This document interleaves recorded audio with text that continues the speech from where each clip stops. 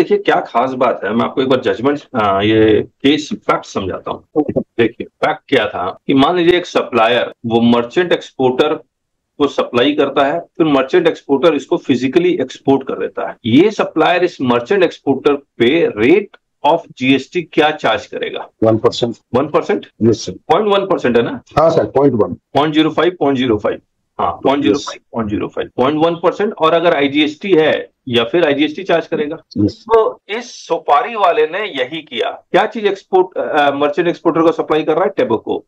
तो इसने कितना चार्ज किया? 0.1% चार्ज करके इसको बेच दिया और ये फिर एक्सपोर्ट कर रहा है। तो ये इन्वर्टेड ड्यूटी स्ट्रक्चर के बेसिस पे रिफंड ले लेगा। और ये क्योंकि ये एक्सपोर्ट कर रहा है, फिजिकल एक्सपोर्ट, तो ये एक्सपोर्ट के बेसिस पे रिफंड ले लेगा। यहां तक कोई दिक्कत नहीं है। कहीं कोई दिक्कत नजर आ रही है आपको? टेबको के ऊपर जो रेट है, नॉर्मल रेट है, वो 18%, 9+9 प्लस 160% सेस है। ये जो 0.1% चार्ज करना है, इसके लिए नोटिफिकेशन है 41 है ना, 40 और 41 करेक्ट। तो एक 40 है जो सीजीएसटी एसजीएसटी के लिए और 41 आईजीएसटी के लिए, जिसमें ये लिखा हुआ है कि नॉर्मल रेट 18% नहीं लगेगा। कितना लगेगा?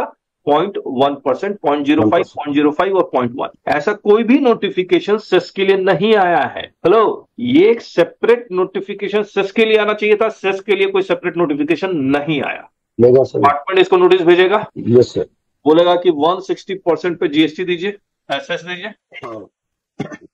तो डिपार्टमेंट ने इसको नोटिस दिया और 160% पे 160% सेस मांग लिया। कहा कि कोई नोटिफिकेशन नहीं।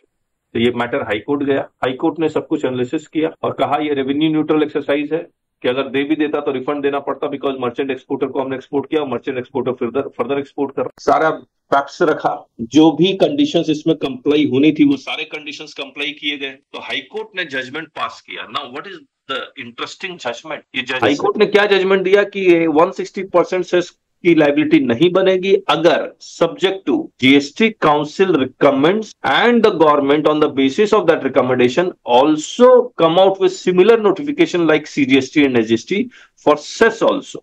जीएसटी काउंसिल ने रिकमेंड किया, जीएसटी और सेस के लिए भी एक सिमिलर नोटिफिकेशन लेके आ गए। और ये किस पीरियड का था? मान लीजिए 18, 19, 19, 20 के पीरियड का था। और गवर्नमेंट ने ये नोटिफिकेशन लेके आए।